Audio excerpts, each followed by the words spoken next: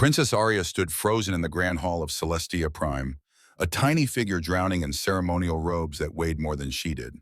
The fabric, woven from threads that caught starlight and held it, was supposed to make her look regal.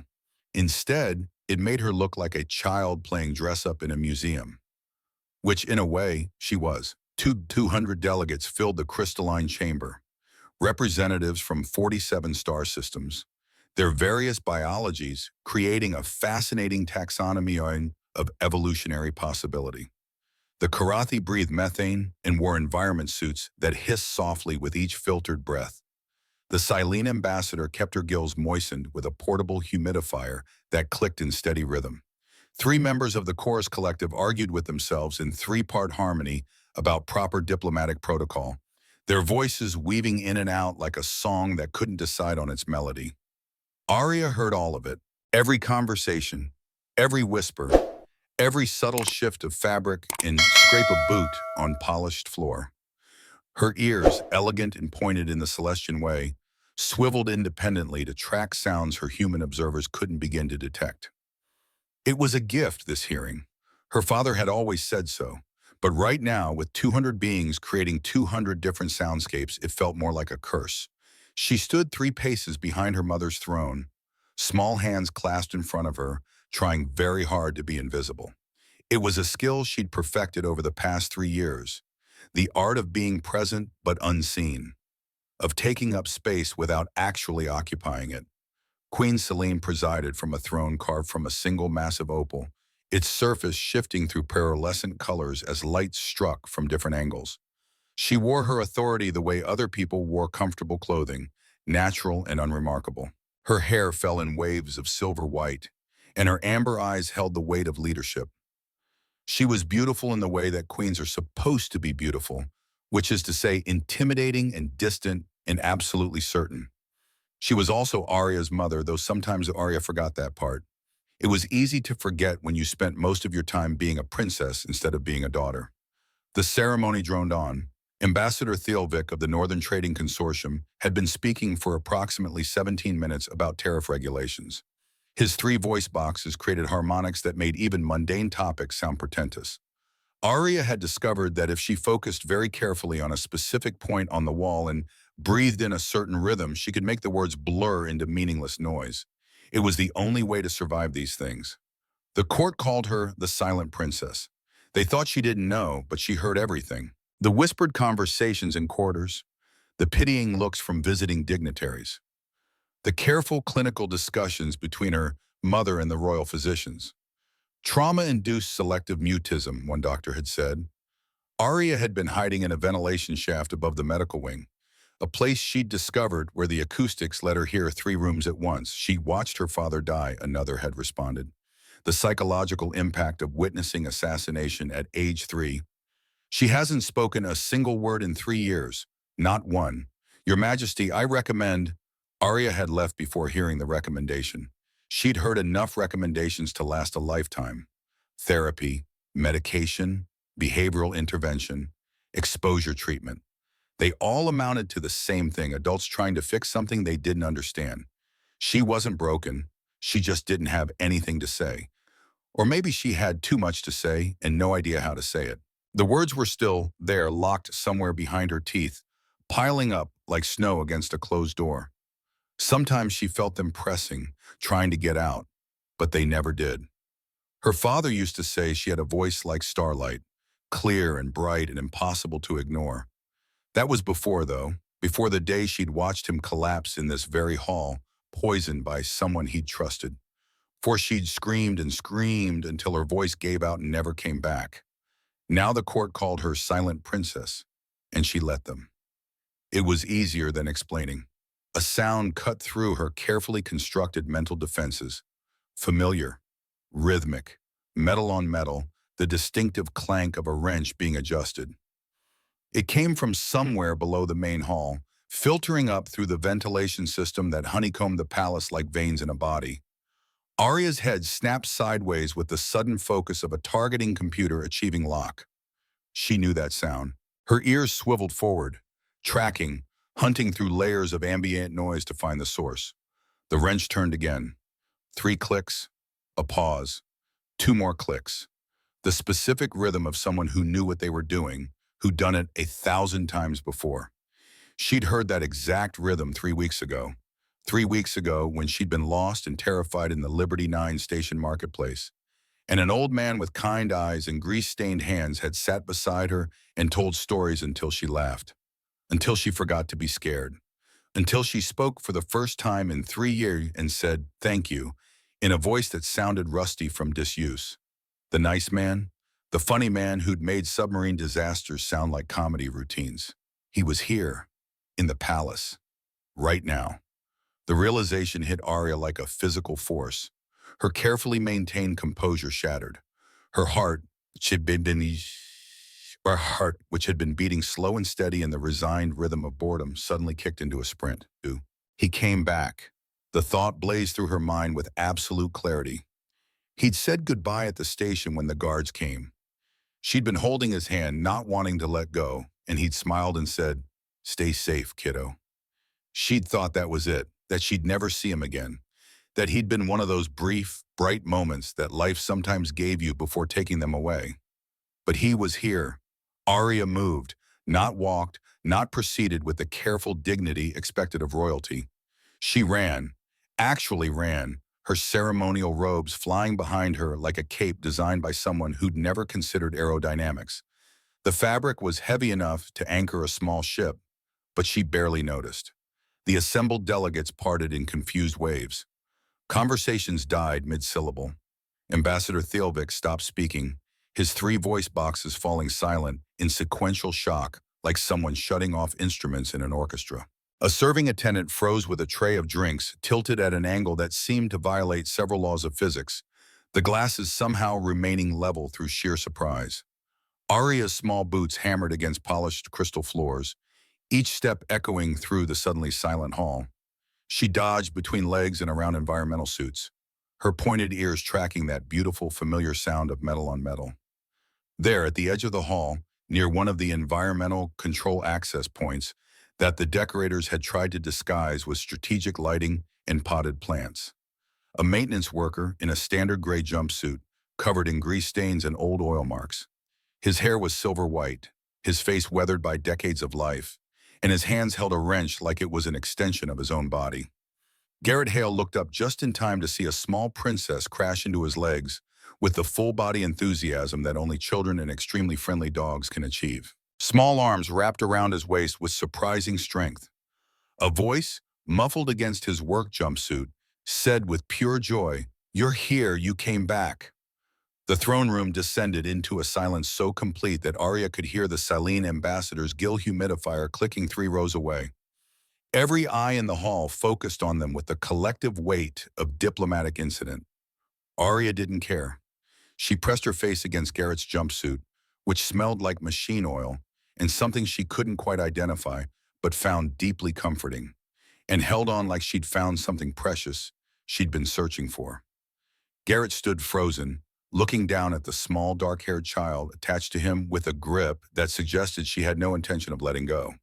One hand still held his wrench. The other hovered uncertainly in the air, caught between patting her head and trying to figure out what protocol suggested as appropriate response when royalty spontaneously hugged you in front of representatives from 47 star systems. His mind offered nothing useful. Mostly he was aware that he was being embraced by a princess while covered in grease, and that the queen was rising from her throne in a way that looked smooth and controlled, but somehow more threatening than if she'd leaped up, shouting. Queen Selene moved down from the throne platform with glacial precision, beautiful, slow-moving, and capable of crushing anything in her path. Her expression held the careful neutrality of someone calculating whether they were witnessing an adorable moment or a security breach, possibly both simultaneously. Palace guards shifted positions with subtle precision, hands moving to weapons they wore concealed beneath diplomatic finery. They'd been hired specifically because they could go from ornamental to lethal in under 2 seconds, and several of them looked ready to demonstrate that skill.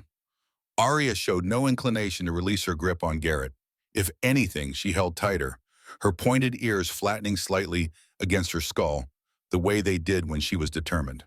"It's you," she said again, this time loud enough for the hall to hear, her voice carried in the silence. clear and bright and impossible to ignore. The nice man from the station, the one who told me about the flooding submarine and the sleeping soldiers. Garrett's memory finally caught up with his present crisis. Liberty 9 station. 3 weeks ago, his lunch break between maintenance contracts. A small child crying by the decorative fountain, clearly lost, overwhelmed by crowds. He'd done what any decent person would do. He'd sat nearby, asked if she wanted company while waiting for help. When she'd been too scared to talk, he'd filled the silence with stories. Stupid stories about his own screw-ups.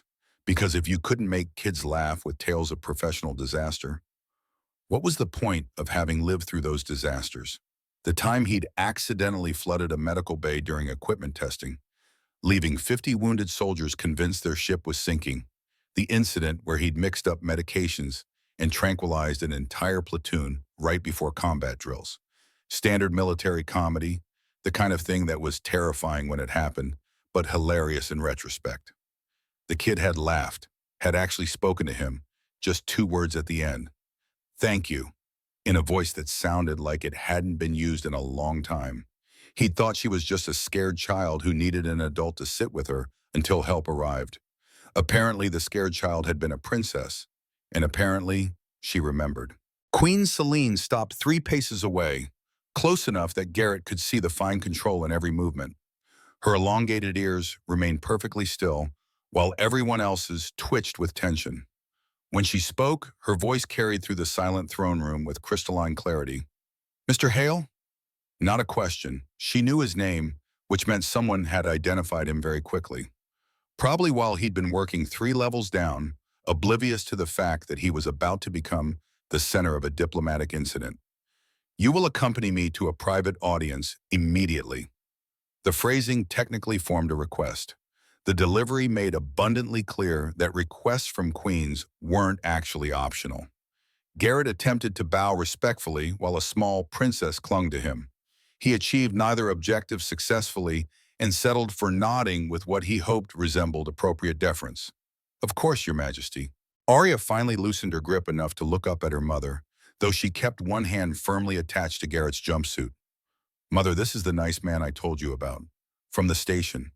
He told me about the broken submarine and how everyone got cold and the soldiers who fell asleep during practice." Celine's voice softened fractionally when addressing her daughter, though her eyes never left Garrett. "Yes, darling. We're going to discuss exactly that. You may come with us." The walk through palace corridors felt like a condemned prisoner's final march, except the prisoner usually didn't have a cheerful 6-year-old holding their hand and chattering about how excited she was that her friend had come to visit. Guards flanked them at precise intervals, their expressions suggesting they were mentally calculating the most efficient methods to neutralize a threat if said threat made any concerning moves toward royalty.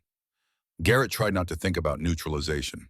Instead, he focused on the palace architecture, because focusing on technical details was how he'd survived 48 years of fixing things without panicking. The corridors were formed from the same crystalline material as the throne room's columns. Walls that seemed to grow rather than being built, organic curves that suggested the palace had been shaped instead of constructed. Bioluminescent veins ran through the crystal, pulsing with soft light that Garrett suspected served both aesthetic and functional purposes. The air moved with careful precision, temperature and humidity controlled to tolerances that made his engineer's soul appreciate the sophistication, even while his survival instincts screamed about more immediate concerns. Someone had designed these environmental systems with real thought: proper load calculations, redundant safety features, intelligent routing that accounted for the palace's organic architecture. He'd been hired to upgrade these systems, had spent the last 2 weeks mapping infrastructure, planning improvements, and trying very hard to stay invisible. He was good at invisible, had made a career out of being the guy who fixed things quietly while important people did important things elsewhere. Apparently, invisibility had limits, especially when princesses decided to spontaneously hug you in front of interstellar delegations. They entered a private chamber that somehow felt more intimidating than the throne room, specifically because it contained fewer witnesses. Comfortable seating arranged around a low table, walls that shifted through gentle colors in response to ambient light, and the unmistakable sense that important decisions got made here. the kind that affected whether one left through the door or a convenient airlock. Queen Celine settled into a chair with fluid grace and gestured to a seat across from her. Arya immediately climbed into Garrett's lap the moment he sat, forcing him to adjust his position awkwardly while trying to maintain some semblance of formal dignity. The Queen watched this maneuver with an expression Garrett couldn't interpret, something between amusement and calculation, with deeper currents running beneath. "Explain," she said simply, "exactly what happened at the station marketplace 3 weeks ago." Garrett swallowed, extremely aware that his mouth had gone dry and that he was sweating through a jumpsuit he'd have to return to the equipment bay. "I was on my lunch break between contracts. I'd stopped at the marketplace for food." He paused, choosing words carefully. "I saw—" He glanced down at Arya, who was watching him with rapt attention. "I saw her sitting by the fountain. She looked lost, scared. There were a lot of people around, not really noticing." He trailed off, realizing how inadequate it sounded when spoken aloud. "I couldn't just walk past a scared child, so I sat nearby, asked if she wanted company while we waited for help to arrive. She was too upset to really talk at first." He felt his face heat with embarrassment at how ridiculous the next part would sound. "So I told her stories. About work. About the stupid mistakes I've made over the years." Arya chose this moment to contribute enthusiastically. "He told me about when he made the submarine flood and everyone thought they were sinking, and when he mixed up the medicine and all the soldiers fell asleep. And he did funny voices for the captain yelling at him." She giggled, the sound bright in the formal chamber. "I stayed with her until station security arrived," Garrett continued, deciding to push through the mortification. "Then palace guards showed up maybe 2 minutes later. They confirmed she was safe, took her home. The whole thing was maybe 15 minutes total." He stopped, realizing the core problem. "I didn't know who she was. I just saw a child who needed help." Something shifted in Queen Celine's expression, subtle but unmistakable. Her ears tilted forward slightly, the Celestian equivalent of focused attention. "You didn't recognize her." It wasn't quite a question, but Garrett answered anyway. "Should I have? I mean—" He caught himself before saying something potentially insulting. "I'd only been on Celestia Prime for 2 days at that point. I was mostly meeting with technical staff about the environmental contract. I don't generally assume crying children in public markets are royalty." He was babbling. He made himself stop. The Queen studied him for a long moment, her amber eyes unnervingly direct. "My daughter," she said carefully, "does not typically demonstrate such enthusiasm towards strangers. She's reserved even with family members. Slow to trust. The royal tutors consider it appropriate caution for her position." Her gaze dropped to Arya, who had curled comfortably against Garrett like she'd found her favorite chair. "She spoke of you for 3 weeks, asked repeatedly when the funny man with kind eyes might visit the palace. I dismissed it as childhood fancy, an exaggerated memory of brief kindness." "I have very average eyes," Garrett said without thinking, then wondered if that sounded like he was arguing with the Queen's assessment of his appearance, which seemed diplomatically unwise. The corner of Celine's mouth twitched, just fractionally. "She asked about you during state dinners. She drew pictures of you for her art tutor, apparently depicting the incident with the submarine, which her tutor found deeply confusing without context." The almost smile faded. "She announced to the Minister of Education that she wanted to learn engineering because her friend was an engineer, and engineering seemed much more interesting than history." She leaned forward slightly, and Garrett felt the full weight of her attention like a physical pressure. "I need to understand, Mr. Hale. My daughter hasn't spoken a single word in 3 years, not since her father's assassination. She watched him die in the throne room when she was 3 years old. Doctors, therapists, specialists, nothing worked. And then she met you. Explain why my daughter, who has been completely silent for 3 years, spoke to you. Why she ran through a diplomatic reception to embrace you." Garrett looked down at Arya, who had dozed off against his chest with the rapid transition to sleep that small children managed effortlessly.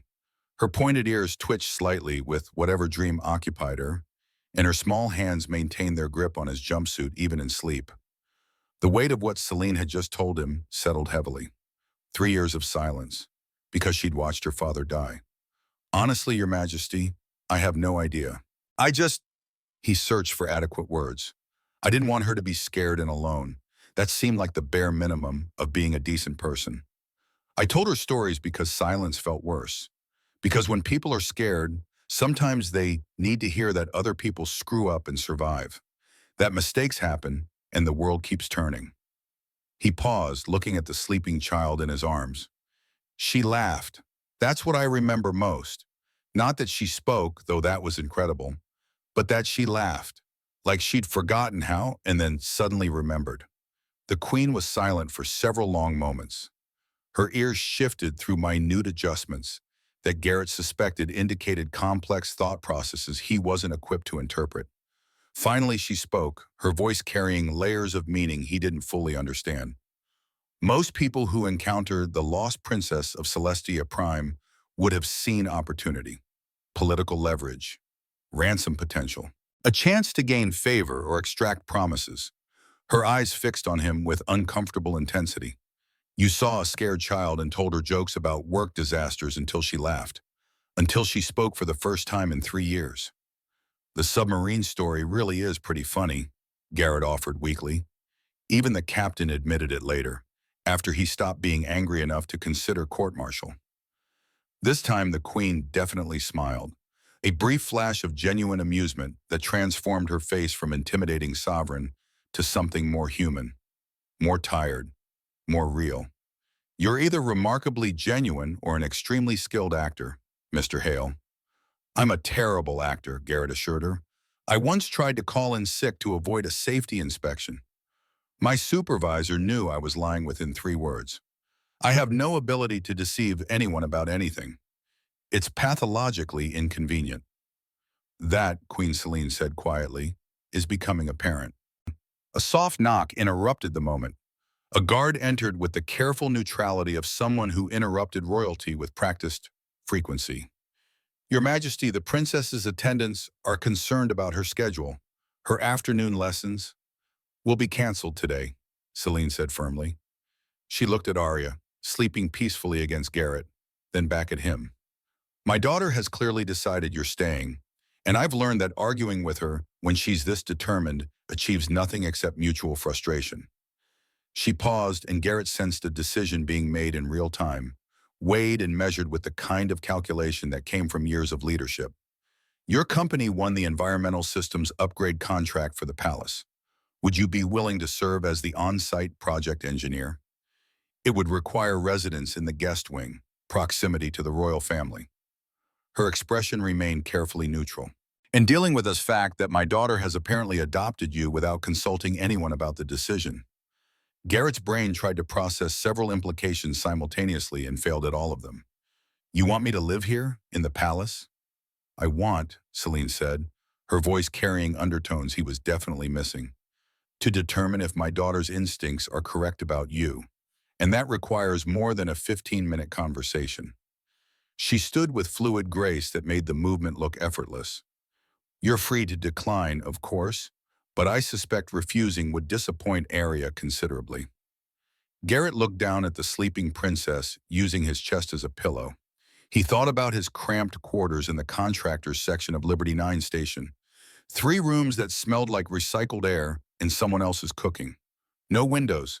Neighbors who played music at volumes that suggested they were either deaf or deliberately hostile. He thought about the way Arya had laughed when he told her about accidentally launching a signal flare inside a submarine, making everyone think they were under attack. How she'd finally stopped crying and started asking questions. How she'd whispered, "Thank you," like those 2 words cost her something precious. He looked back at Queen Celine, whose expression remained carefully neutral, but whose ears had tilted forward with unmistakable focus, waiting for his answer. I guess I should request my things be sent over, he said. 2 weeks later, Garrett had concluded that the palace guest wing was significantly nicer than anywhere he'd ever lived, which made sense given that his previous residences had included a converted cargo container on a mining station, a barracks that flooded every time it rained, and an apartment where the walls were thin enough to hear 3 neighbors' relationship problems simultaneously. His new quarters featured actual windows that looked out over crystalline gardens, where plants grew in geometric patterns that suggested they'd been engineered for maximum aesthetic impact. The furniture appeared grown rather than assembled, organic curves that somehow remained comfortable despite looking like they should be in a museum.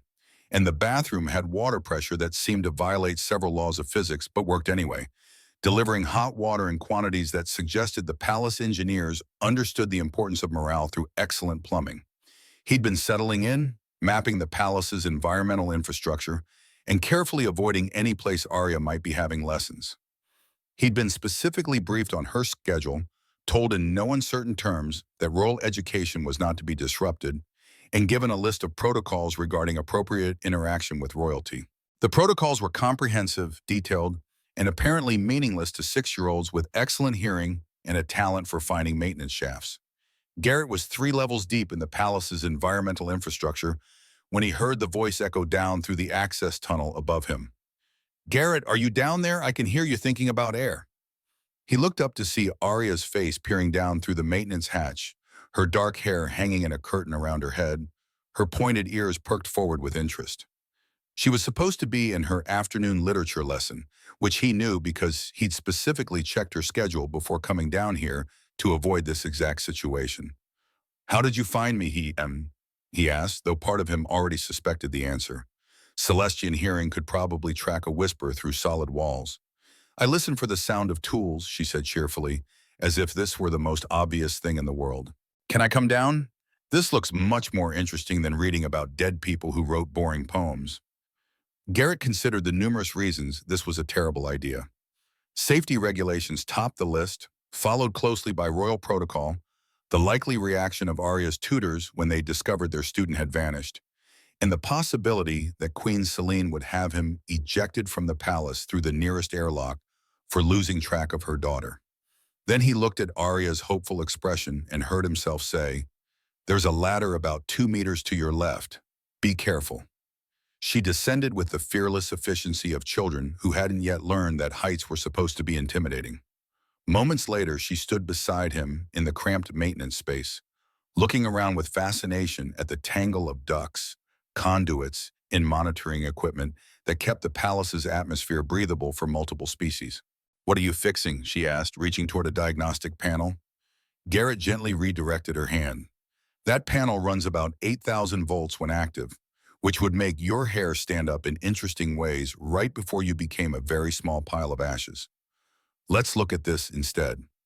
He pulled up a holographic display showing airflow patterns through the sector. Colored streams represented different atmospheric compositions for different areas, flowing through the palace like rivers that never quite touched. "See how this section has to provide oxygen for humans and Celestians?" He highlighted the relevant corridors. "But this adjacent area needs methane for the Karathi trade delegation." Arya studied the display with intense concentration, her ears swiveling to track the soft hum of air moving through nearby ducts. "How does it know not to mix them?"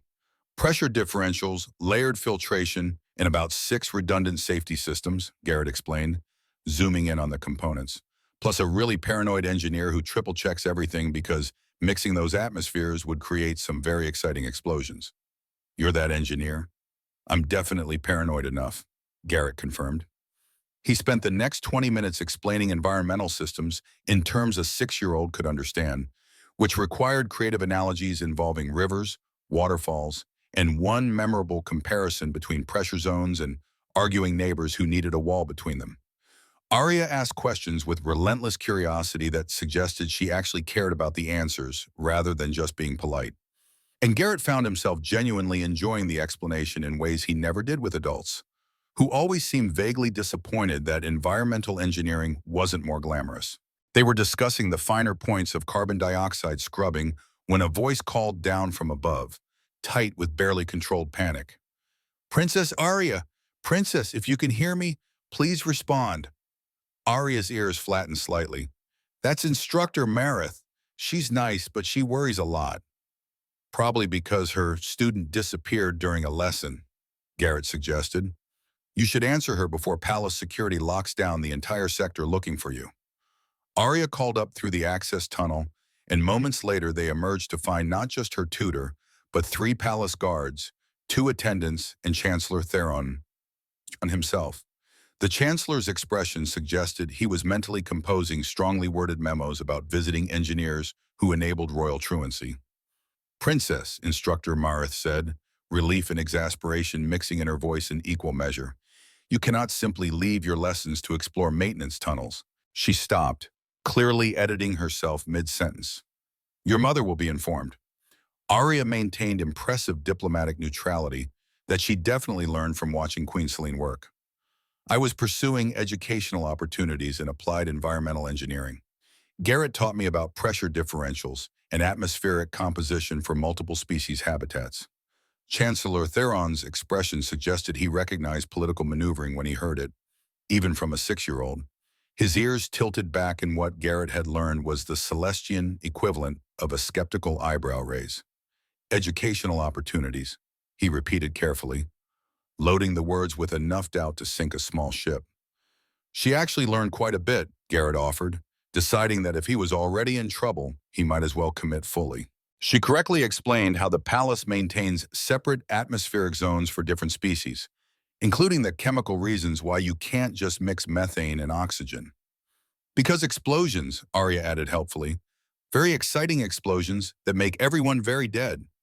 The Chancellor looked between Garrett and the princess, seemed to calculate several competing priorities in rapid succession, and finally gestured to the guards.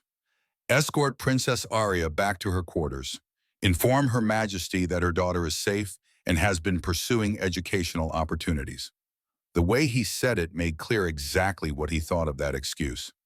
Mr. Hale, you'll accompany me. They walked through palace corridors in silence that felt deliberately uncomfortable. Garrett mentally prepared various apologies and explanations that all sounded equally inadequate when tested against actual speech. Chancellor Theron finally spoke when they reached a private office overlooking the gardens. You've been here 2 weeks, he said, settling behind a desk that looked carved from a single piece of amber. In that time, Princess Arya has skipped 3 formal lessons to find you, convinced her combat instructor to demonstrate defensive techniques using environmental hazards as hypothetical scenarios, and announced to the Council of Ministers that she's decided to pursue engineering rather than traditional royal studies. He fixed Garrett with a stare that suggested he'd perfected the art of making people uncomfortable over decades of practice. You're either a remarkably bad influence or exactly what she needs. I haven't determined which. Garrett, who had no good response to that, said the first thing that came to mind. The pressure differential explanation was genuinely educational. I'm sure, Chancellor Theron said dryly. He was quiet for a moment, and when he spoke again, his voice had shifted slightly, lost some of its formal edge. Princess Arya has been isolated. Her father died when she was 3, assassinated in the throne room during a diplomatic reception. She watched it happen. Garrett felt something cold settle in his stomach. Her mother is queen, Theron continued, which means she has approximately 15 minutes per day for being simply a mother rather than a sovereign. The palace staff are loyal but formal. Her tutors are competent, but treat her like porcelain that might break if handled incorrectly. He leaned forward slightly. Then you arrived and apparently decided to treat her like a normal child who might enjoy learning about exploding atmospheric mixtures. Is that bad? Garrett asked cautiously. I honestly don't know, the Chancellor admitted, but I do know that the Queen has noticed. Everyone has noticed. The princess who barely smiled before now laughs loudly enough to disrupt court proceedings when she's explaining something you taught her. His ears swiveled in complex patterns Garrett couldn't interpret. You're either very good at long-term manipulation, which I doubt given your complete inability to navigate basic political courtesy, or you're genuinely kind to a child who desperately needed someone to be simply kind without ulterior motive. I just like teaching, Garrett said, and she asks really good questions. Better questions than most adults, honestly. She actually wants to understand how things work, not just check boxes on a curriculum. Chancellor Theron studied him for a long moment, then did something unexpected. He smiled, brief but genuine. Keep teaching her, Mr. Hale, but perhaps inform her tutors before she disappears into maintenance shafts. It reduces the number of security alerts we need to process. Also, the smile faded into something more serious. Don't hurt her. She's been hurt enough. If you betray her trust, I will personally ensure you regret it in ways that will make diplomatic incidents seem pleasant by comparison. He understood, Garrett said, meaning it completely. That evening, Garrett was invited to join the royal family for informal dinner. which turned out to mean a private dining room where Arya monopolized conversation by explaining everything she'd learned about environmental systems.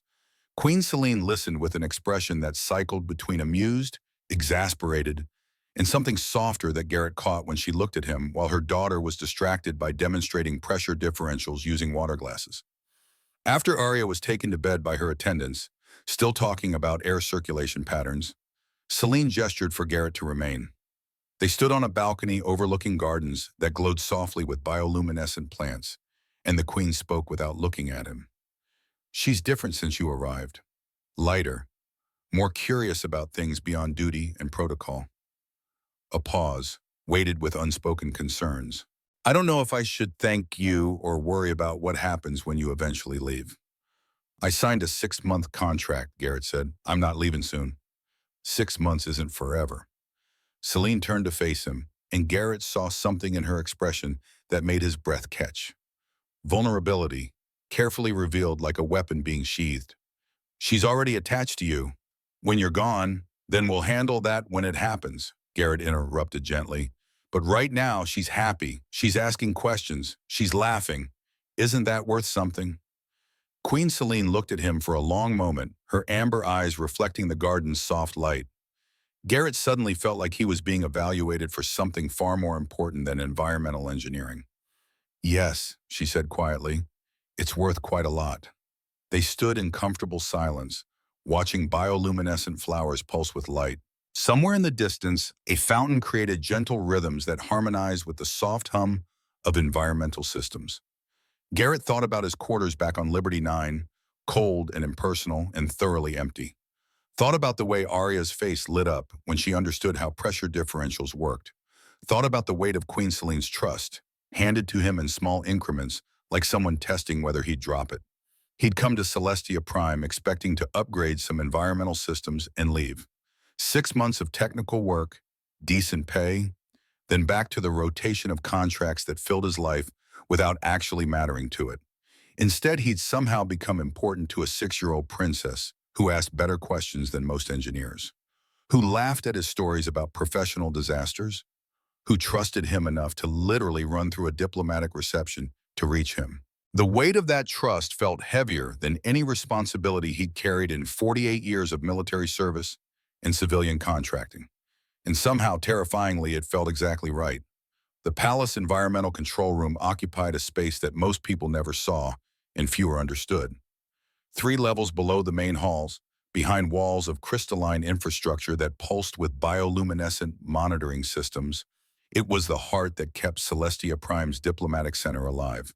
Literally alive in some cases, given that half the species who visited couldn't survive in standard atmosphere for more than a few minutes.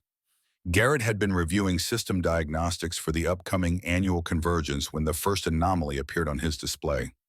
A minor fluctuation in the Royal Wing's coolant distribution, nothing critical, the kind of thing that happened in any complex system, usually resolved by automated redundancies before human intervention became necessary. Except the fluctuation wasn't resolving, and when Garrett pulled up the detailed readout, his blood went cold.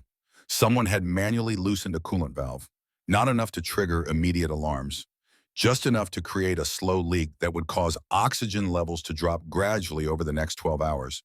By morning, anyone sleeping in the Royal Wing would simply not wake up. The symptoms would look like natural causes, peaceful deaths from oxygen deprivation so gradual that the victims never realized they were suffocating. It was professional work. Someone who understood these systems intimately. Someone with access to maintenance areas that required security clearance. Someone who wanted the royal family dead and was smart enough to make it look like equipment failure. Garrett's hands moved across the control interface, immediately rerouting coolant flow and pressurizing the affected sections. He sealed off the compromise valve and triggered manual overrides on every safety system in the Royal Wing. Then he hit the emergency comm to Chancellor Theron's private line. "Sir, we have a problem. Someone's tried to kill the Queen and Princess, using my systems." The emergency meeting happened at 3 in the morning. Garrett stood in a secure briefing room he hadn't known existed, presenting evidence to Chancellor Theron and a security chief whose expression suggested she was calculating exactly how many ways Garrett himself might be the threat. "The valve was manually adjusted," Garrett explained. highlighting the tampered component on the holographic display. This wasn't mechanical failure. Someone with technical knowledge and physical access did this deliberately. The timing was calculated for maximum effect during sleep cycles. If I hadn't been running diagnostics, why were you running diagnostics at 3 in the morning? The security chief asked. Commander Vex was her name, a Celestian woman with silver-streaked hair and eyes that missed nothing. Because the convergence is in 3 days and I don't trust systems I haven't personally verified, Garrett said. I'm paranoid about environmental controls. It's kept people alive for 48 years. Tonight, it saved the royal family. Theron studied the display, his ears rotating through complex patterns. Who has access to these systems? Me, obviously, the maintenance crews I've been training. Anyone with administrative override codes, which I assume includes palace security and senior staff. Garrett pulled up access logs. The tampering happened during shift change yesterday evening. Blind spot in coverage when the old crew leaves and new crew arrives. Someone knew exactly when to move. Security footage? Commander Vex demanded. Maintenance tunnels have limited coverage. The section where this valve is located has a camera, but Theron brought up the feed. Static. Someone knew how to create interference without triggering alarms. Again, professional work. The three of them stood in silence for a moment, contemplating what this meant. The Purity Council, Vex said finally, has to be. They've been making noise about cultural contamination since we increased cooperation with human governments. An extremist cell getting inside the palace is exactly the kind of nightmare scenario we designed security protocols to prevent, Theron finished. He looked at Garrett. Mr. Hale, how confident are you in the safety of these systems now? I've implemented triple redundancies on every life support system in the palace, Garrett said. I've also installed manual monitoring on critical points that will alert me personally if anything changes. Someone wants to use environmental controls as a weapon, they'll have to go through me first. That, Commander Vex said, is exactly what concerns me. You're a foreign contractor who's been here 1 month. Your presence has made Princess Arya a visible symbol of human Celestian cooperation. You discovered this sabotage. Very convenient. Garrett met her gaze steadily. If I wanted to kill the royal family, I wouldn't have alerted you to the attempt. I'd have let it succeed and blamed equipment failure. Instead, I'm standing here at 3 in the morning explaining how someone tried to commit assassination using systems I'm responsible for protecting. Which means if they'd succeeded, I'd be the primary suspect anyway. Unless that's exactly what you want us to think, Vex countered. Commander, Theron's voice carried quiet authority. Mr. Hale's record is exemplary. 20 years as a Navy combat medic, including Gulf War and Desert Storm deployments. Honorable discharge. 28 years in civilian environmental engineering with 0 safety incidents. His background check came back cleaner than most of our own staff. People can be turned, Vex insisted. Blackmail, ideology, money. I have no family to blackmail, no political ideology beyond keep people alive, and enough money to retire comfortably whenever I want. Garrett interrupted. I'm here because I'm good at my job and because a 6-year-old princess decided I was worth running through a diplomatic reception to hug. That's it. That's the whole story. Vex looked like she wanted to argue further, but Theron raised a hand. The Queen will need to be informed. Immediately. And we need to increase security for the convergence. If the Purity Council has operatives inside the palace, then they'll try again, Garrett finished, and next time they might succeed, unless we're smarter than they are. Which was how, at 4 in the morning, Garrett found himself standing in Queen Celine's private office while she processed the news that someone had tried to murder her and her daughter in their sleep. She stood at the window, her silver hair catching pre-dawn light, her posture rigid with controlled fury. How long, she asked quietly, how long would it have taken? 12 hours, Garrett said. You'd have gone to sleep normally, never woken up. The medical examiner would have found elevated carbon dioxide levels, assumed equipment failure, and that would have been the end of it. But you were checking systems. Celine turned to face him. At 3 in the morning? Oui. Because I'm paranoid and thorough. Because I don't trust systems until I've verified them personally. Because... He stopped, realizing how it would sound. Because Arya would have died, Celine finished softly. And you couldn't let that happen. Garrett didn't trust himself to speak, just nodded. Celine crossed the room and did something unexpected. She placed one hand on his shoulder, the gesture formal but carrying weight. Thank you for my daughter's life, for mine, for catching what our security missed. I just did my job, Your Majesty. No, her amber eyes held his. You did far more than your job, and I won't forget it. By morning, the entire palace knew something had happened, though only a handful knew the details. Arya appeared at breakfast looking worried, her pointed ears tilted in the way that meant she'd been listening to things she wasn't supposed to hear. Someone tried to hurt us, she said, not asking. Stating fact. I heard the guards talking. They think it's because of Garrett, because I like him, and that makes people angry. Celine started to offer a diplomatic non-answer, then stopped. Her daughter deserved truth, not political comfort. Yes, there are people who don't believe humans and Celestians should work together. They see you and Garrett as a symbol of something they want to stop. That's stupid, Arya said flatly. Garrett taught me that different systems work better together. Oxygen for us, methane for Karathi, helium for Silene. All separate but connected. That's good engineering. It is, Celine agreed, but not everyone understands good engineering. Arya was quiet for a moment, processing. Then, are they going to try again? The question hung in the air. Celine looked at Garrett, who'd been invited to this breakfast specifically because Arya had insisted.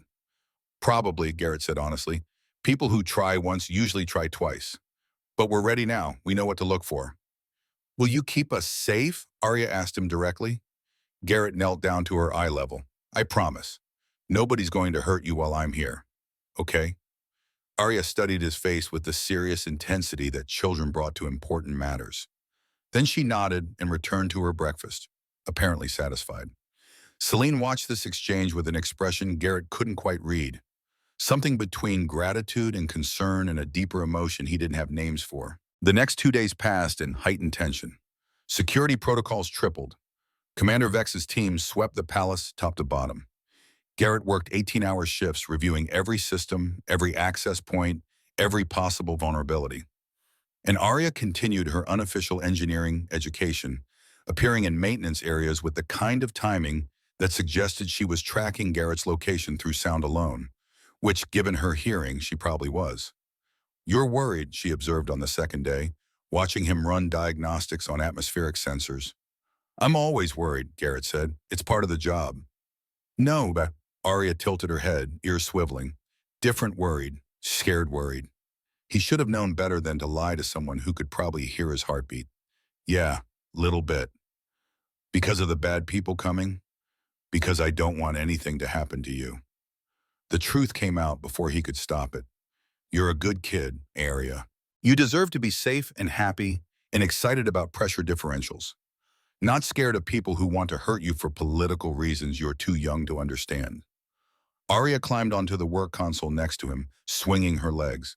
Garrett, if something happens, if the bad people come, I can help. My ears hear everything. I could tell you where they are. Absolutely not, Garrett said firmly. If something happens, you stay somewhere safe while adults handle it. That's the deal. But no buts. You're 6 years old. Your job is to be 6 years old. My job is to keep you safe enough to stay that way. Arya considered this, then nodded reluctantly. Okay, but if you need my ears, I'm ready. Garrett hoped desperately that it wouldn't come to that. The night before the convergence, emergency alarms shattered the palace's careful calm at 11:17 p.m. Not the standard maintenance warnings Garrett was used to.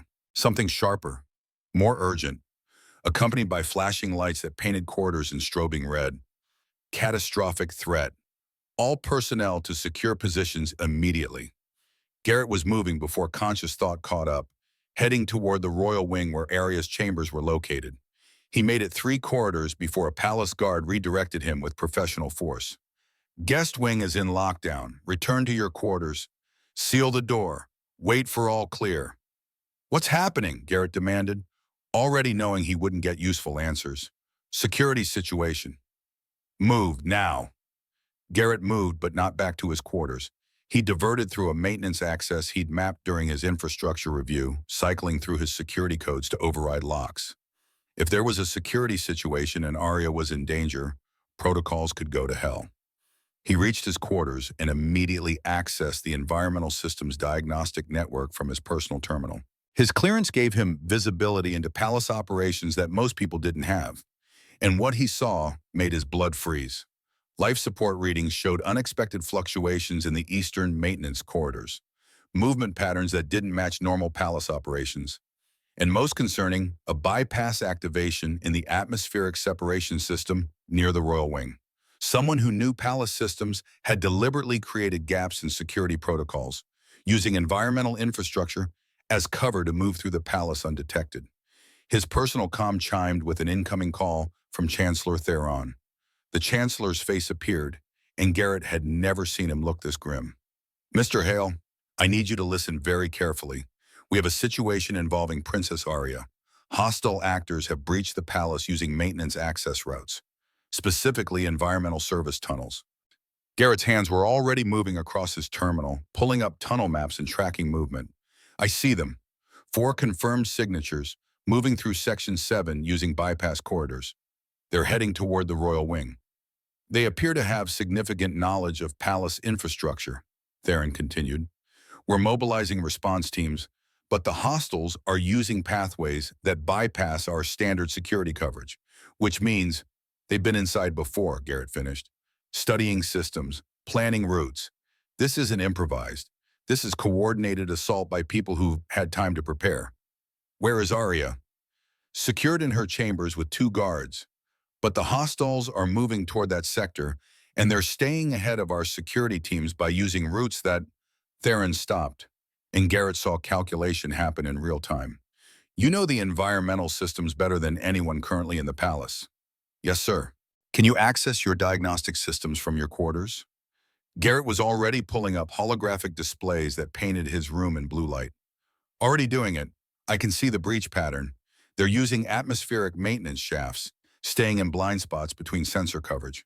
"Smart. How many hostiles?" "4 confirmed, possibly more. They're equipped with portable life support, sophisticated enough to handle atmospheric transition zones. These aren't amateurs." Theron's voice carried controlled urgency. "The Queen is demanding I evacuate you from the palace immediately for your safety.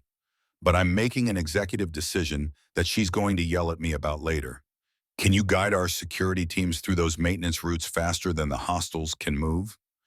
Garrett was already mapping trajectories, calculating movement speeds through different tunnel configurations. Someone unfamiliar with environmental systems would have to move cautiously, testing each section, verifying atmosphere composition. He knew exactly which ducts could support human weight and which would collapse. "I can do better than that," he said. "I can make those tunnels extremely uncomfortable for anyone trying to use them." "Do it." Garrett's fingers flew across controls, accessing environmental regulation systems he'd spent 2 weeks optimizing. He started redirecting atmospheric flows, creating pressure differentials that would make certain tunnels difficult to traverse without significant discomfort, strategically venting areas to drop temperatures, introducing harmless but irritating atmospheric compositions that would trigger coughing and watering eyes. Nothing lethal. He wasn't trying to kill anyone, just slow them down and make them miserable. Through his monitoring systems, he watched hostile movement patterns stutter and redirect as they encountered his modifications. But they were still advancing, still getting closer to Arya's chambers. And Garrett realized with cold clarity that his atmospheric manipulations would only buy time, not stop determined attackers. He made a decision that was either brave or catastrophically stupid. Possibly both. "Chancellor Theron, I can reach Arya's chambers faster than your security teams using maintenance routes. I know every access point, every shortcut. I can move through those tunnels faster than anyone because I literally designed half the modifications." "Absolutely not," Theron said flatly. "You're a civilian engineer, not a security personnel. The Queen would want her daughter protected by someone who knows the palace infrastructure better than the people trying to reach her," Garrett interrupted. "I'm not going to fight anyone. I'm going to get to Arya and guide her through maintenance routes that these hostiles don't know exist." Get her to safety while your security teams corner them from behind. There was a pause where Garrett could practically hear the Chancellor calculating political ramifications against practical necessity. Finally, if you die doing this, I'm going to have a very uncomfortable conversation with Her Majesty about why I authorized it. If I die doing this, that conversation will be the least of your problems, Garrett pointed out. He was already moving, grabbing a portable diagnostic tablet and heading for the nearest maintenance access in his quarters. Keep security teams pushing from their position, he said. I'll contact you when I have Arya. The maintenance tunnels felt different in emergency conditions. The normal, comfortable hum of environmental systems replaced by the alterations Garrett had introduced. Pressure fluctuations that made his ears pop. Temperature variations that cycled between uncomfortably warm and distinctly chilly. Atmospheric compositions that made his eyes water slightly. He moved through the infrastructure with practiced efficiency, using access routes he'd mapped during optimization work, traveling through spaces that weren't on official palace schematics because they'd been added piecemeal over decades of system upgrades. His tablet showed hostile positions updating in real time, slowed but still advancing. He had maybe 8 minutes before they reached the junction near Arya's chambers. Garrett reached the access point in 6 minutes, emerging through a maintenance hatch into a service corridor. 2 palace guards stood outside Arya's door, weapons ready. Both swung toward Garrett with the kind of rapid targeting that suggested they were prepared to shoot first and identify targets second. Mr. Hale, one guard said, recognition stopping him from doing anything immediately violent. How did you? Maintenance tunnels. There are hostiles using the same routes, about 4 minutes behind me. I'm getting the princess out through pathways they don't know about. He moved to the door, which opened before he could activate the panel. Arya stood there with 2 attendants behind her. The princess's expression showed more anger than fear, which somehow didn't surprise him. Garrett, did you make all the air weird? She demanded. The guards won't tell me what's happening. And Instructor Marith is being very calm, which means something bad is happening. Remember when I explained how the maintenance tunnels connect throughout the palace? Garrett interrupted gently, kneeling to her eye level. How there are routes that go places most people don't know about. Arya's ears perked forward with understanding. The secret paths you showed me on the diagrams. Those exactly. We're going to take a walk through some of them right now, very quickly. And it's going to be like one of my stories. He looked at the guards in attendance. Standard evacuation routes are compromised. I can get her to the secure bunker near the throne room using environmental maintenance access. It'll be uncomfortable but safe. One guard started to object, then his comm unit crackled with Chancellor Theron's voice. Authorization confirmed. Hale, proceed. Guards, maintain position and prepare for hostile contact. Garrett held out his hand to Arya, who took it without hesitation. Her small fingers gripped his with complete trust that made his chest tight. Pretty much like my stories, Garrett agreed, guiding her into the tunnel system. Except this time, you're helping me remember which direction to go. They moved through the infrastructure quickly but carefully. Garrett choosing routes that required climbing but weren't dangerous. Passages that were uncomfortable but navigable for a child. The alterations he'd made to slow the hostiles also affected their movement, but he knew which sections to avoid, which paths remained clear. Arya kept up remarkably well. Her Celestian hearing tracked sounds through the tunnels that Garrett couldn't detect. Occasionally she whispered warnings. Footsteps that way. Voices behind us. Information that helped him adjust their route, staying ahead of the pursuit. At one point they had to crawl through a narrow duct that barely fit Garrett's shoulders. Arya went first, her small size an advantage. Halfway through she stopped. Garrett? I hear someone close. Really close. Like, next tunnel over. He froze, listening. Heard nothing with his merely human ears. But he trusted Arya's hearing absolutely. Keep moving, he whispered. Quietly. Fast as you can without making noise. They emerged from the duct into a larger junction just as voices echoed from the adjacent tunnel. Male voices, speaking in clipped military cadence. Garrett grabbed Arya and pressed against the wall, holding absolutely still. The voices passed, moving away toward the chambers they'd already evacuated. Garrett waited 30 seconds, then moved in the opposite direction, carrying Arya now because speed mattered more than stealth. They emerged in a service corridor, 2 levels below the throne room, exactly where Garrett had planned.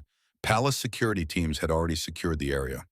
Chancellor Theron was waiting with Queen Selene, who looked at Garrett with an expression that cycled rapidly through relief, fury, gratitude, and something else entirely before she dropped to her knees and pulled Arya into an embrace that looked almost painful in its intensity.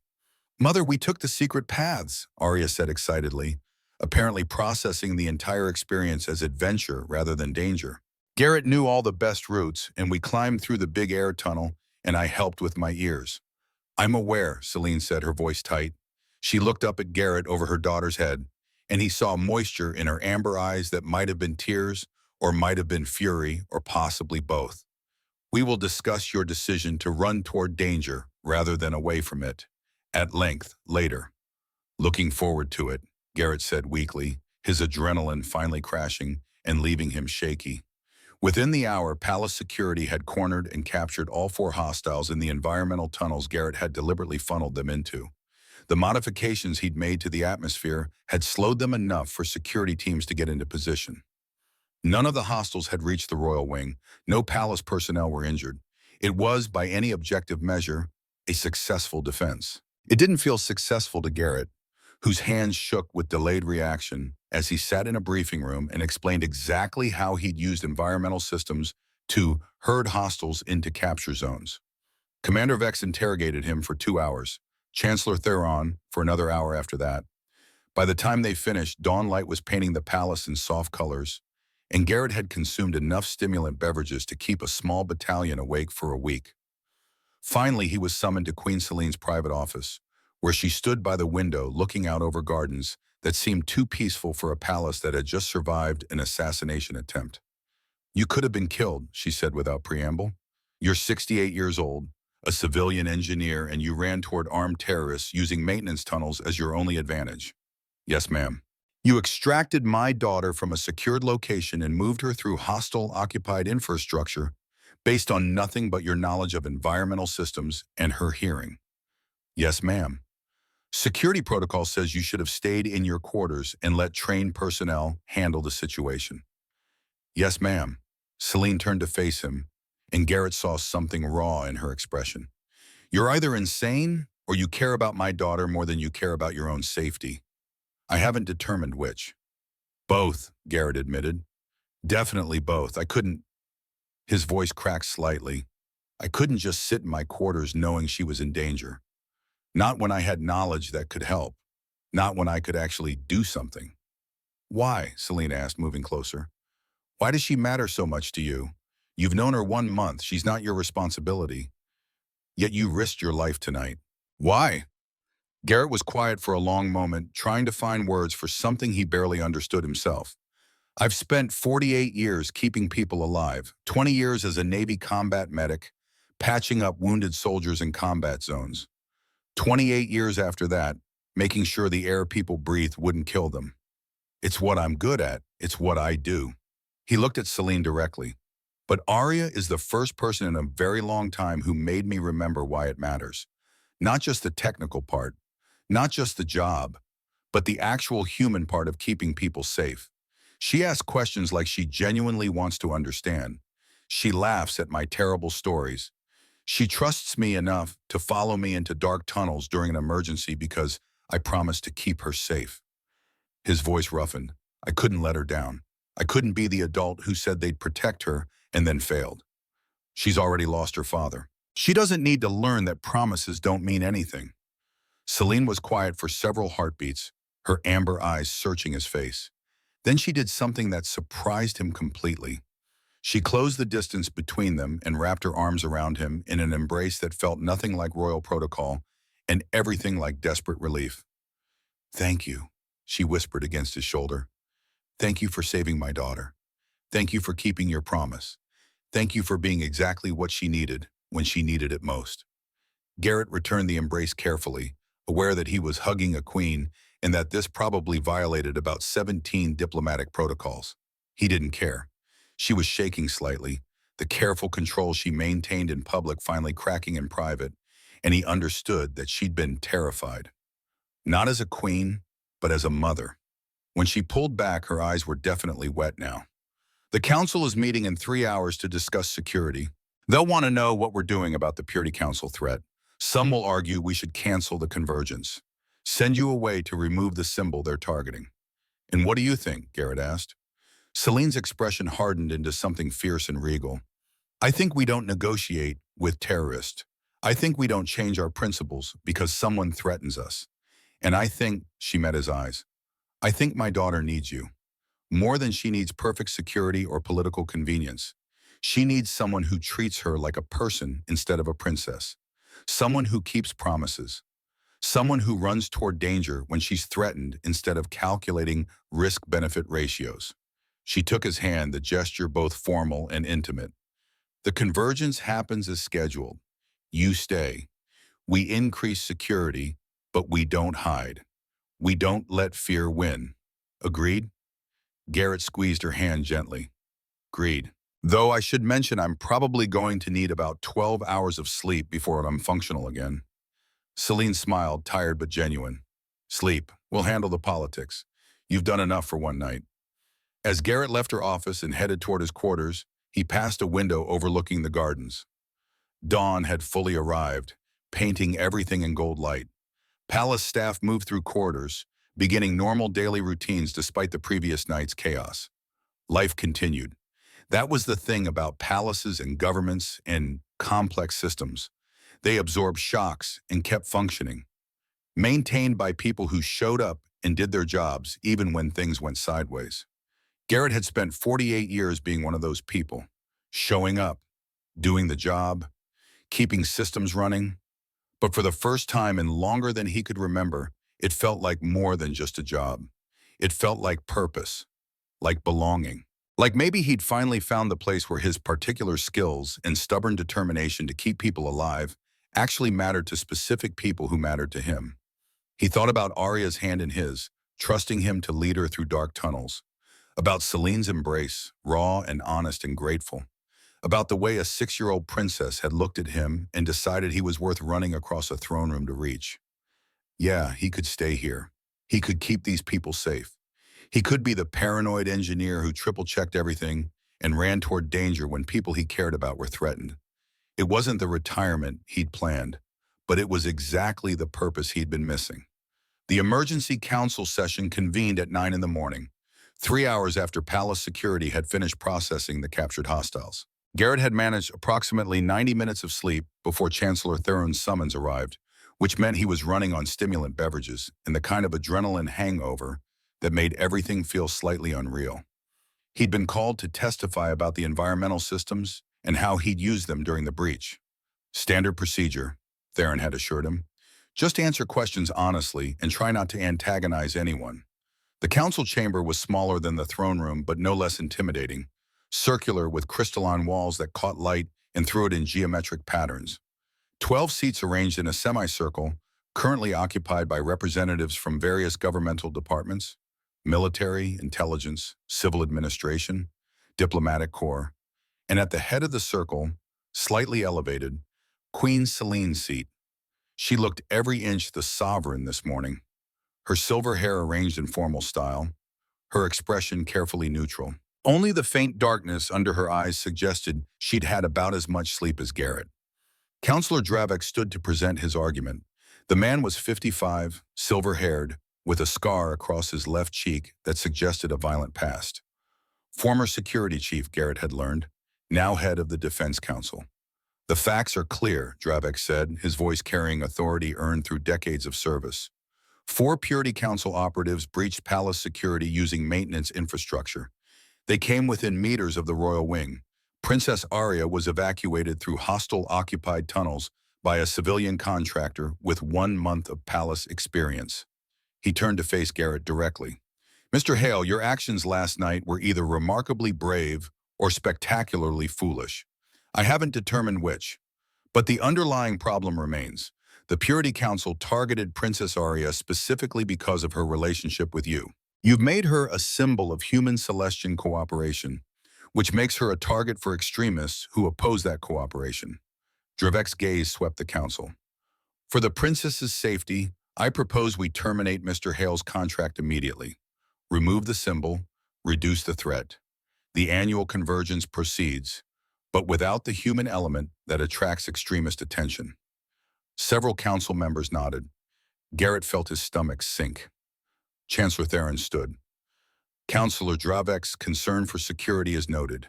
However, I'd like to present an alternative perspective. Mr. Hale discovered the initial sabotage attempt that would have killed the royal family.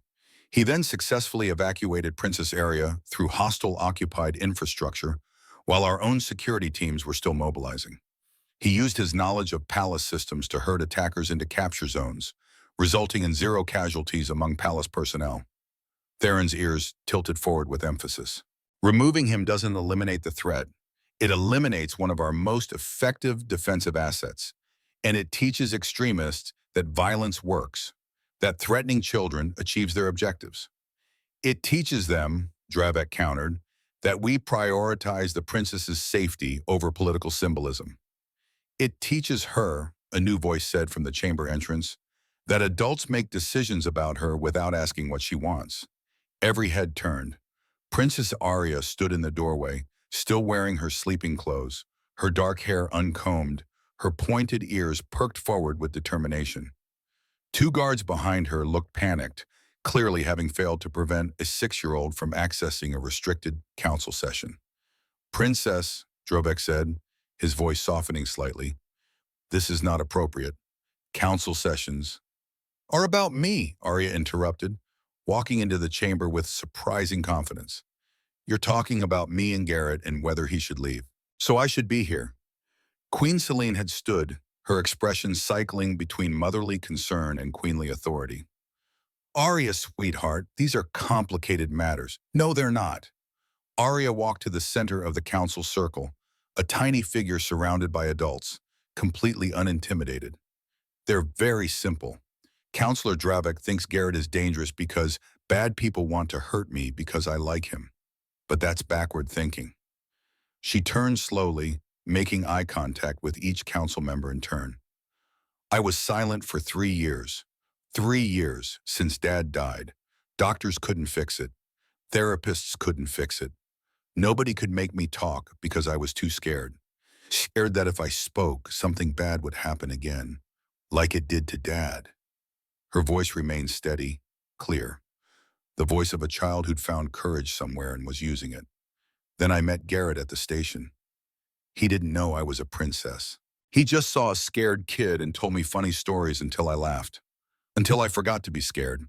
Until I talked for the first time in 3 years. Arya looked at Garrett, who was desperately trying not to show how much this testimony was affecting him. Garrett taught me that my special hearing isn't scary, it's useful. That different people working together are stronger. That being quiet doesn't keep you safe. Being smart does. Being brave does. She walked toward Dravek, stopping directly in front of him. Last night, bad people came to hurt us, and Garrett ran toward danger to save me. He used the things he taught me, the secret pays, the special hearing, to keep me safe. He kept his promise. Her small hands clenched into fists. You want to send him away because bad people are angry? That's letting them win. That's teaching me that being scared is smarter than being brave. That promises don't matter. That people who care about you will leave when things get hard. Arya's voice cracked slightly, the first sign of the emotion she was controlling. Dad promised to protect me. Then he died. I know he didn't want to break that promise, but Garrett, she looked back at him. Garrett promises to keep me safe, and then he does it. Even when it's dangerous. Even when it's scary. He shows up. Every day. He teaches me things. He answers my questions. He makes me feel like I'm not broken. She turned back to Dravek. If you send him away, you're teaching me that I was broken. That trying to be brave and curious and happy makes bad things happen.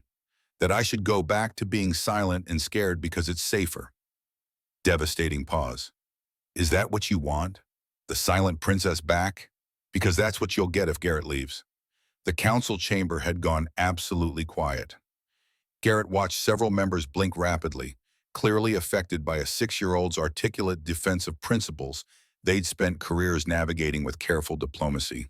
Councillor Dravek looked at Arya for a long moment, his scarred face unreadable. Then he did something unexpected. He knelt down to her eye level, bringing himself from towering authority to equal ground. Princess Arya, he said quietly, you're right. I was thinking about safety instead of principle, about immediate threat instead of long-term consequence, about protecting you from danger instead of teaching you to face it bravely. He glanced at Garrett, something shifting in his expression. I was wrong. Mr. Hale isn't the danger. Fear is. And if we make decisions based on fear, we've already lost to the extremists. Dravex stood and faced the council. I withdraw my motion. Mr. Hale stays. We increase security protocols, but we don't sacrifice principle for comfort. The princess is correct. Letting threats dictate our choices teaches the wrong lesson. He extended his hand toward Garrett. My apologies, Mr. Hale. Your actions proved your loyalty. I allowed security concerns to override evidence.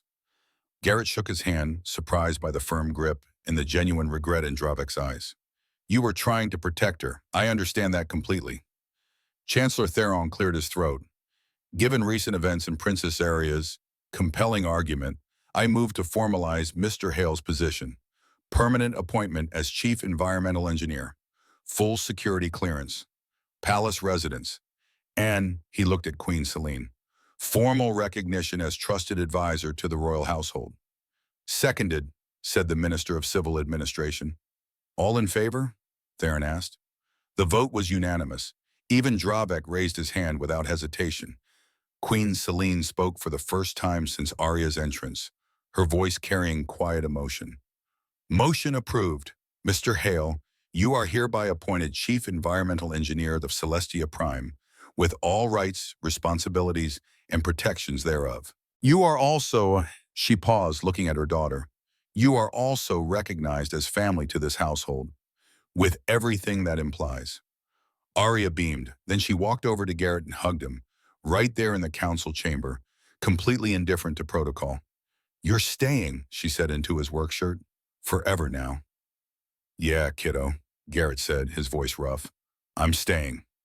The rest of the council session dealt with security measures for the convergence, enhanced screening protocols, additional guard rotations, and intelligence operations to identify remaining Purity Council cells, standard crisis response, handled by professionals who'd spent careers managing threats.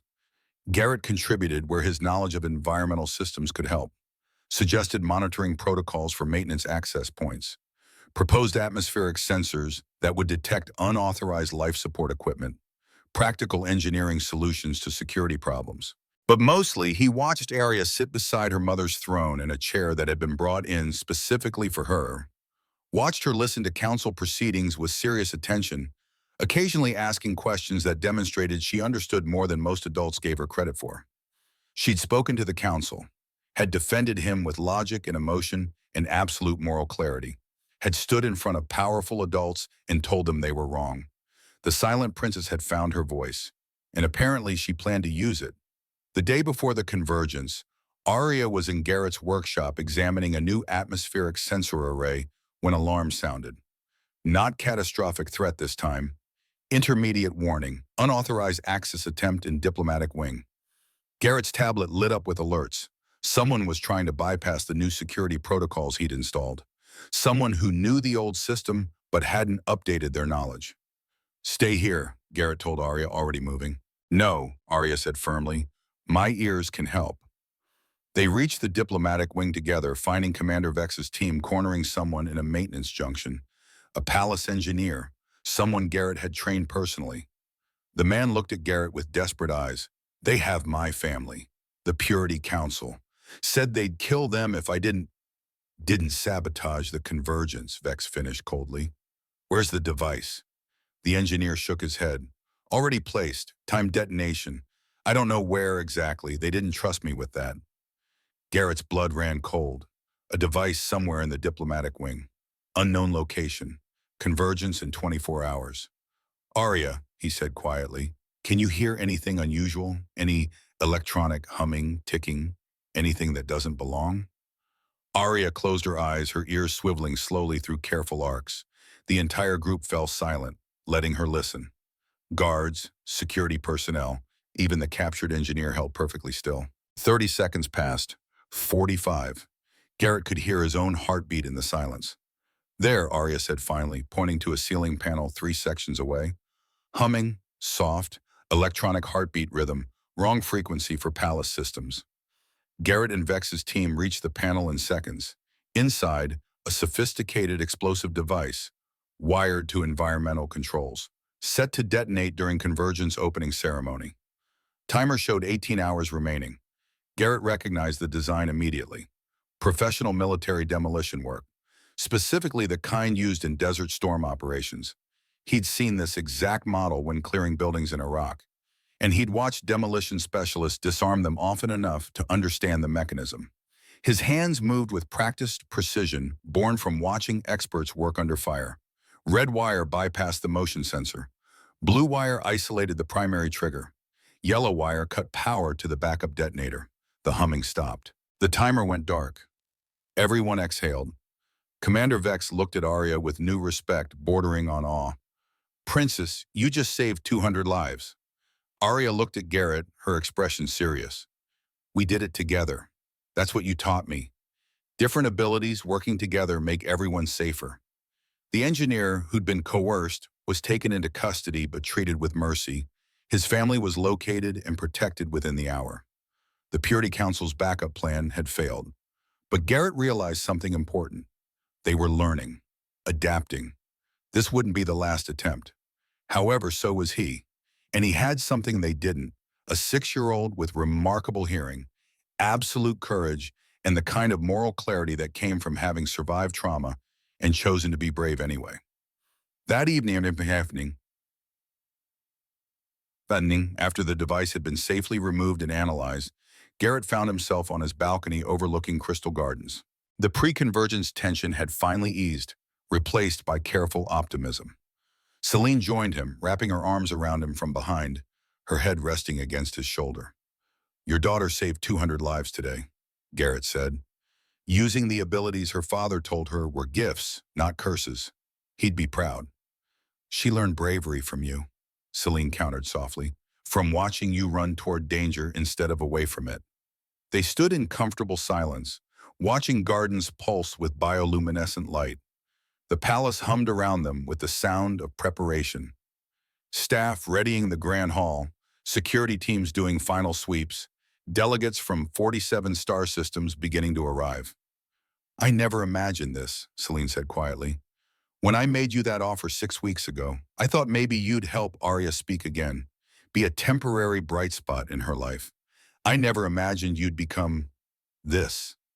"What is this?" Garrett asked. Celine turned in his arms to face him. "Family, home, the person I think about first when danger comes. The person who makes me remember I'm allowed to be more than just a queen." She met his eyes, amber reflecting starlight.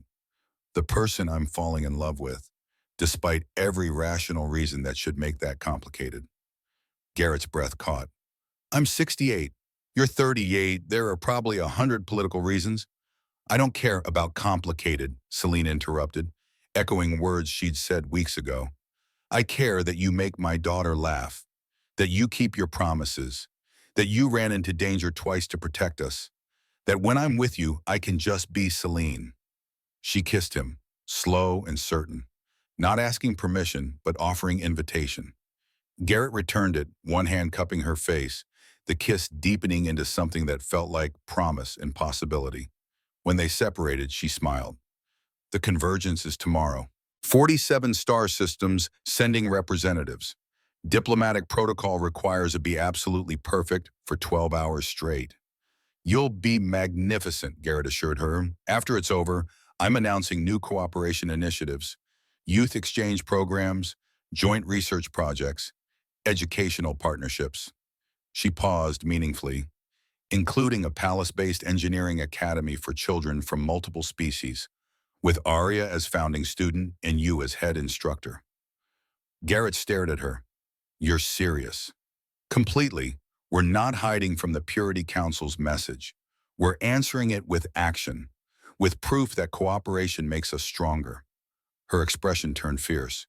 "And you're going trying to help us build that future, one curious 6-year-old at a time." The annual convergence proceeded without incident. Security was tight but invisible. The diplomatic proceedings ran smoothly. And Princess Arya sat beside her mother's throne in her own chair, watching everything with bright attention. When she saw Garrett in the crowd, dressed in formal attire that actually fit, standing with palace engineers instead of maintenance staff, she didn't run to him. She'd learned protocol, but she waved with enthusiasm that made several ambassadors smile. After the ceremony, during Celine's speech announcing new cooperation initiatives, Arya was invited to speak about the youth engineering program. She stood at a podium that had been adjusted for her height and spoke with clarity that belied her 6 years. My dad used to say my special ears were a gift. That being different means you can help in ways other people can't. Garrett taught me that Dad was right. That cooperation means using all our different gifts together. She looked directly at the assembled delegates. The new engineering academy will teach kids from all your worlds. Not because we're all the same, but because we're all different. And different people working together can solve problems no one can solve alone. Brief pause. Also, Garrett tells really funny stories about things going wrong. You're going to love the submarine story. Laughter rippled through the hall. Even the most formal diplomats smiled. Queen Celine looked at Garrett across the crowd, pride evident in her expression. This was happening. Real change built on the foundation of a 6-year-old's courage and an engineer's dedication to keeping people safe. 3 months after the convergence, the Palace Engineering Academy enrolled its first class of 37 students from 12 different species. The youngest was 4, the oldest was 9. They came from worlds with different atmospheres, different biologies, different languages. They all learned that pressure differentials could be dangerous or useful depending on how you manage them. That different systems working together were stronger than any system alone. And that mistakes were educational opportunities, not catastrophes.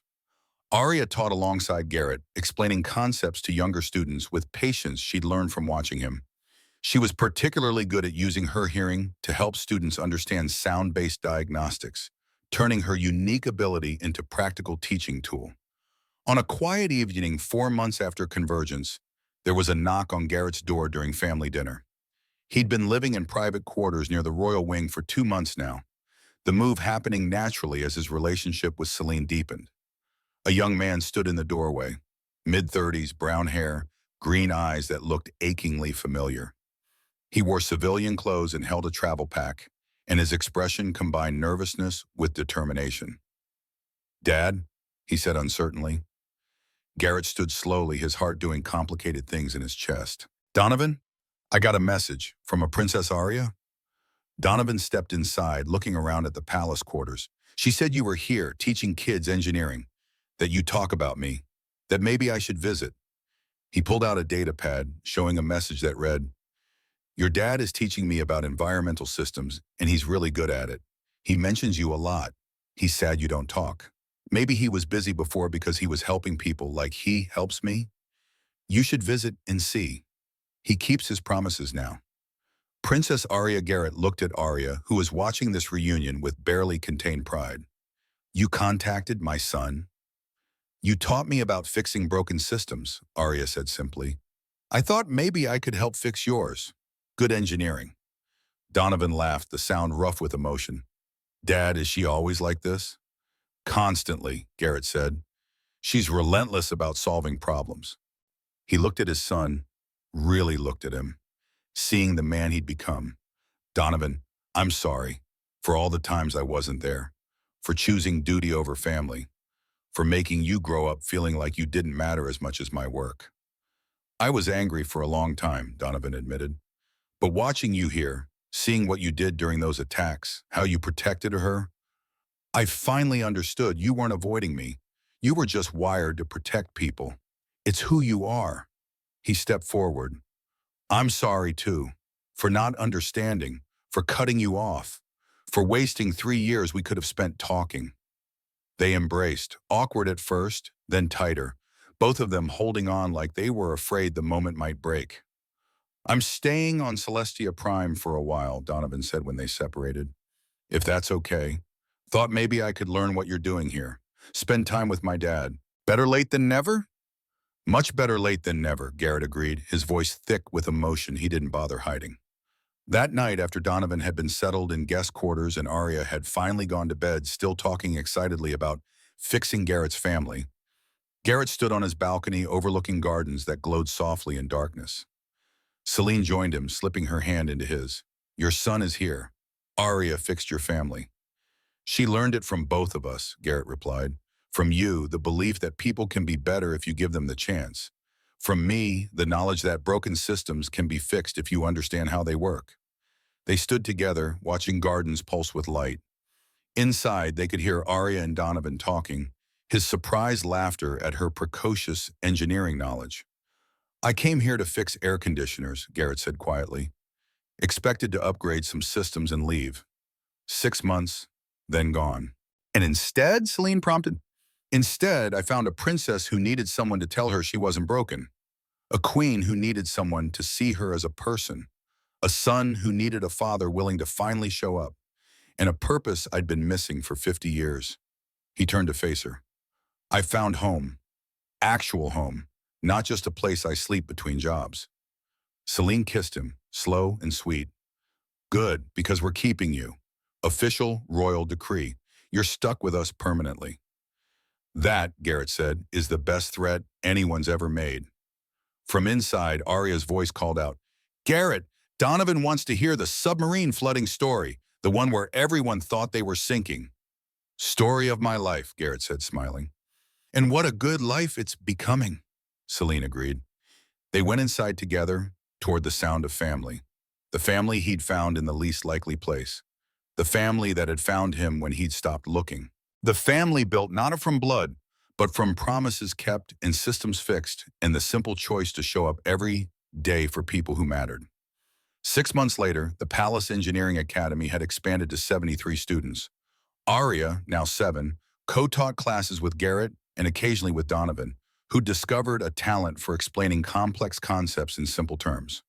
The Purity Council had gone quiet after their failed attempts, their ideology losing support as cooperation programs demonstrated tangible benefits. Trade increased. Cultural exchanges flourished. And every time a child from one species helped a child from another species solve an engineering problem, it proved that cooperation was stronger than isolation. Garrett stood in the academy workshop, watching Aria help a 4-year-old Karathi student understand pressure sensors. The methane-breathing child wore an environment suit, but that didn't stop Aria from getting down to their level, explaining patiently how different atmospheres required different tools. Celine appeared in the doorway, watching the scene with a soft smile. She's a natural teacher. Wonder where she learned that. From the best, Garrett replied, pulling her close. Her father told her she had gifts for a reason. You showed her how to lead. I just gave her some technical knowledge to work with. You gave her more than that. You gave her back her voice, her courage, her belief that she could be more than the silent princess. They watched as Aria successfully helped the Karathi student complete their first pressure calculation. The child's translator device conveyed their excitement. I did it. I understand now. Aria beamed with pride. See, different doesn't mean harder. Just means we have to be smarter about how we work together. That evening, family dinner included Aria, Celine, Garrett, Donovan, and occasionally Chancellor Theron, who'd become an unofficial advisor to the Engineering Academy.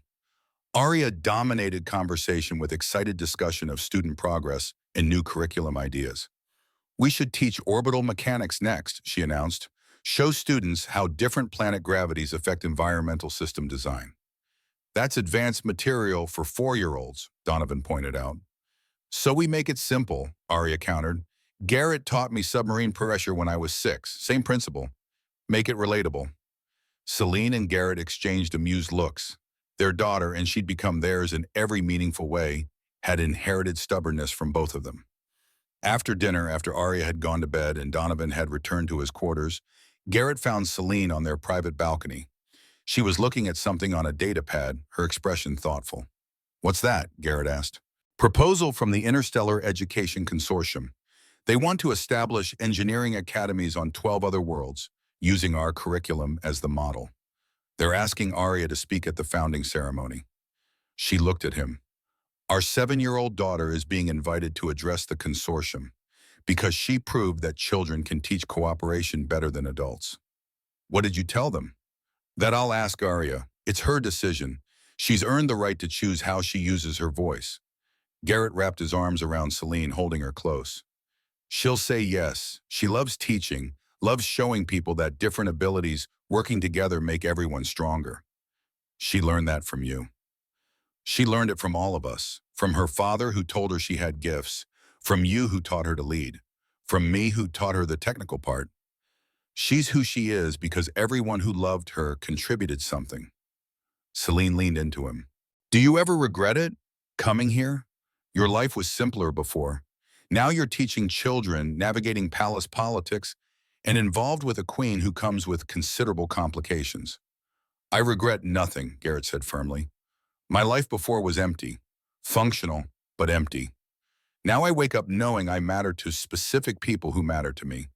Now I have a daughter who asked me engineering questions at breakfast, a son who's finally talking to me again, and a partner who makes me remember what it feels like to be genuinely happy. He kissed her temple softly. Complicated is better than empty, every single time. They stood together, watching gardens glow in darkness. Inside, the palace hummed with life. Students from 12 species learning to work together. Delegates from 47 star systems building cooperation.